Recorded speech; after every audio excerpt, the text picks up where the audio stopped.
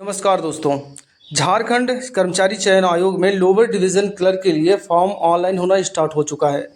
यह फॉर्म 2023 में पूर्व निर्धारित था, लेकिन किसी कारणवश ये वैकेंसी नहीं हो पाई थी। अब इसको जो संशोधित तिथि है वो 11/7 से लेकर 10/8/2024 तक फॉर्म को ऑनलाइन आप कर सकते हैं। फॉर्म को कैसे ऑनलाइन करना है हम आपको स्टेप बाय स्टेप जानकारी बताने वाले हैं। बिना किसी त्रुटि के आपको फॉर्म को फिलअप करना है।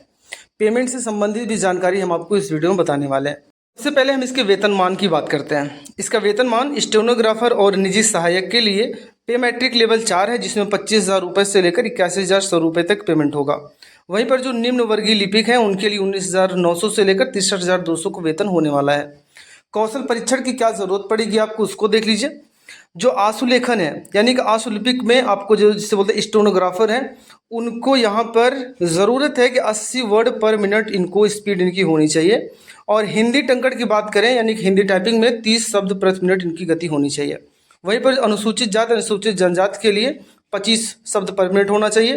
जो हिंदी टंकण परीक्षण है उसमें 25 वर्ड पर मिनट इसकी स्पीड होनी चाहिए और जो छूट मिलेगी वो 2%। यानी कि टाइपिंग करते वक्त अगर आपसे 2% की गलती होती है तो माफ़ है, अगर उससे कम है तो आप उसके लिए अयोग्य घोषित कर दिए जाएंगे।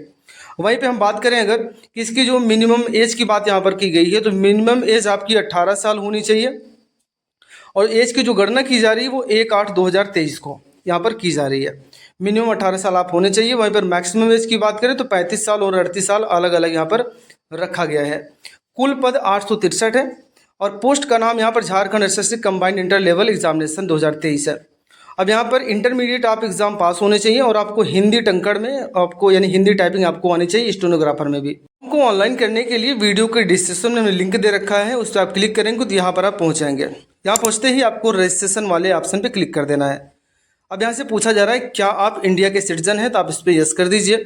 अब आपसे पूछा जा रहा है कि नेम ऑफ द अप्लीकेंट, तो कैंडिडेट का नाम क्या है। हाई स्कूल मार्कशीट के अनुसार यहाँ पर डेटा को फिल करेंगे। हमें नाम डालना है। फिर डेट ऑफ बर्थ को चूज़ करने के लिए सामने कैलेंडर दिया गया है। कैलेंडर पे क्लिक करके आप अपने डेट ऑफ बर्थ को चूज़ कर सकते हैं। चलिए हमने डेट ऑफ बर्थ चूज़ कर लिया। अब यहाँ पर आपको अपना एक ईमेल आईडी देना है और एक मोबाइल नंबर आपको यहाँ पर फिल कर देना है। उसके बाद कैप्चा कोड डालना है। फिर आपको सबमिट एंड रजिस्ट्रेशन के ऑप्शन पर क्लिक करना है। इस प्रकार से आपका रजिस्ट्रेशन कंप्लीट हो जाएगा, जिसमें आपको एक यूज़र आईडी और पासवर्ड, जो पासवर्ड आपका है वो डेट ऑफ बर्थ आपका यहाँ पर दिया गया है। अब इसको नोट डाउन करके ज़रूर रख लें, भविष्य में इसकी काफ़ी ज़्यादा ज़रूरत पड़ेगी। हम इसमें प्रोसीड करते हैं, जहाँ पर मुझसे कुछ और डेटा मांगा गया है, जैसे are you local residence of Jharkhand. अगर आप झारखंड के रहने वाले हैं तब आप इसमें यस करेंगे। अगर किसी अन्य स्टेट से हैं तो आप इसको नो कर दीजिए। नो करते ही कह रहा है कि आप यानी कि यू आर अनरिजर्व कैटेगरी में आपको शामिल किया जाएगा क्योंकि आप किसी अन्य स्टेट से हैं, तो ये मैं ओके करूँगा। हम पूछा जा रहा है कि रेजिडेंस कैटेगरी आपकी क्या है, तो अनरिजर्व आएगा, ऑटोमेटिक आएगा। जेंडर आप कंफर्म करेंगे। फिर आपसे पूछा जा रहा है कि पेपर का लैंग्वेज क्या होगा, तो पेपर जिस लैंग्वेज में आप देना चाहते हो, हिंदी, इंग्लिश, उर्दू, संस्कृत, जो भी देना चाहते हैं वो चूज़ करेंगे। आगे बढ़ जाइएगा, जहाँ पर आपका नाम सब कुछ दिया गया है, बस आपको सेव एंड नेक्स्ट के ऑप्शन पर क्लिक कर देना है। इतना करते ही यहाँ पर पूछा जा रहा है कि वैकेंसी का टाइप क्या है, तो वैकेंसी टाइप में रेगुलर एक ऑप्शन आएगा, उसको आप चूज़ कर लीजिए। पोस्ट सिलेक्शन में आपको लोअर डिवीज़न के लिए, स्टेनोग्राफर के लिए, स्टेनोग्राफर पर्सनल के लिए चूज़ करना है। इनमें से आप किसी को भी चूज़ कर सकते हैं।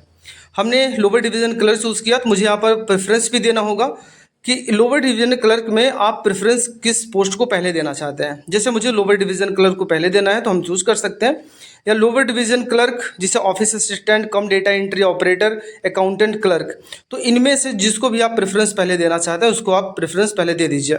इस प्रकार से हमने दे दिया। आगे बढ़ेंगे, जहाँ पर हमसे पूछा जा रहा है कि डिपार्टमेंट प्रेफरेंस आपको देना पड़ेगा। भाई आप किस डिपार्टमेंट में पहले जॉब करना चाहते हैं उसका प्रेफरेंस आप दे दें, जो भी डिपार्टमेंट आपको पसंद हो, ठीक है ना। तो हमने यहाँ पर देखा और हमें जो भी डिपार्टमेंट ठीक ठाक लग रहा है उसको हम प्रेफरेंस देते हुए चले जाएंगे। इसलिए मैंडेटरी है कि सभी को प्रेफरेंस आपको देना ही पड़ेगा, ठीक है ना। चलिए हमने यहाँ पर प्रेफरेंस दे दिया है, बस एक और दो बचे हैं, लास्ट में हमने ये कंप्लीट कर दिया। अब आपको यहाँ पर सेव एंड नेक्स्ट के ऑप्शन पे क्लिक कर देना है। इतना करते ही आपका नाम सब कुछ दिया गया है, बस आपको अपने फादर का नाम यहाँ पर आपको डालना होगा। फिर आपको मदर नेम डालना है और मैरिटल स्टेटस में आप चूज़ करेंगे। अगर आपकी शादी हुई है तो मैरिज, अन्यथा अनमैरिज, अगर अदर है तो अदर चूज़ करेंगे। यहाँ पर आपको अपना आधार नंबर फिल करना है। फिर आपको थोड़ा सा नीचे आ जाना है, जहाँ पर आइडेंटिफिकेशन मार्क आपको बताना है। जैसे आपकी शरीर पर, आपकी बॉडी पर कहीं भी कोई मार्क हो जिससे आपकी पहचान हो सकती है, वो यहाँ पर आपको इंग्लिश में हिंदी में डाल देना है। इतना करते ही आपको सेव एंड नेक्स्ट के ऑप्शन पर क्लिक कर देना है। अब यहाँ पर आपका मोबाइल नंबर, मेल आईडी दिया गया है, जहाँ पर आपको अपना एड्रेस भी बताना है। एड्रेस में अपने गांव का नाम, अगर शहर से है तो शहर का एड्रेस आपको डालना पड़ेगा। सिटी वाले बॉक्स में सिटी डालेंगे। इतना करने के बाद चेक बॉक्स पर टिक करिएगा और सेव एंड नेक्स्ट के ऑप्शन पर क्लिक कर दीजिए। अब यहाँ पर आपको अपने हाई स्कूल और इंटर का डेटा भी देना होगा। सबसे पहले आपसे पूछा जा रहा है कि आपने हाई स्कूल की परीक्षा पास की है, वो किस स्टेट से आपने पास किया हुआ है, उसको डालेंगे। कब पास किया है, ईयर आप बता दें। फिर बोर्ड आपसे पूछा जा रहा है कौन सा बोर्ड से आपने पास किया, बोर्ड का नाम बताएंगे। मैक्सिमम मार्क यानी पूर्णांक कितना था, ऑप्टेंड मार्क यानी कि आपने कितना अंक प्राप्त किया था। इतना डालते ही परसेंटेज ऑटोमेटिक कैलकुलेट हो जाएगा। उसी प्रकार से इंटर का भी डेटा आपको देकर नेक्स्ट कर देना है। इतना करते ही आपका यहाँ पर पूरा डेटा आ चुका है। हमने फॉर्म को जो भी फिलअप किया वो मुझे प्रीव्यू यहाँ पर दिखाई दे रहा है, जिसमें कह रहा है कि 100 रुपये का पेमेंट आपको देना होगा। इसके नीचे आपको एक चेक बॉक्स दिखाई दे रहा है, इस पर टिक करते ही आपके पास दो ऑप्शन है। अगर पूरा डेटा सही है तो आप इसमें प्रोसीड फॉर पेमेंट करेंगे। अगर आपको मॉडिफाई करना है तो सेकंड वाला ऑप्शन मॉडिफाई को चूज़ करेंगे। हालांकि हमारा डेटा सही है, इसलिए मैं प्रोसीड टू पेमेंट करेंगे और ओके के ऑप्शन पर क्लिक कर देंगे। पेमेंट को आगे बढ़ाने के लिए हमारे पास कोई लिंक नहीं आया है, इसलिए इसमें लिखा गया है कि the payment link will be available after 21 July 2024। Please visit the portal after that and complete the payment activity for the further activity. कह रहा है कि आपको 21 जुलाई के बाद आपको पेमेंट के लिए लिंक अवेलेबल कर दिया जाएगा, तब आप पेमेंट करेंगे। ठीक है ना। तो हम आपको अगली वीडियो में बताएंगे कि पेमेंट किस प्रकार से करना है, इसलिए चैनल को सब्सक्राइब कर लीजिएगा। जितनी भी गवर्नमेंट की जॉब या प्राइवेट जॉब आती हैं, हम आपको अपने चैनल्स के माध्यम से बताते रहते हैं। वीडियो देखने के लिए आपका बहुत बहुत धन्यवाद।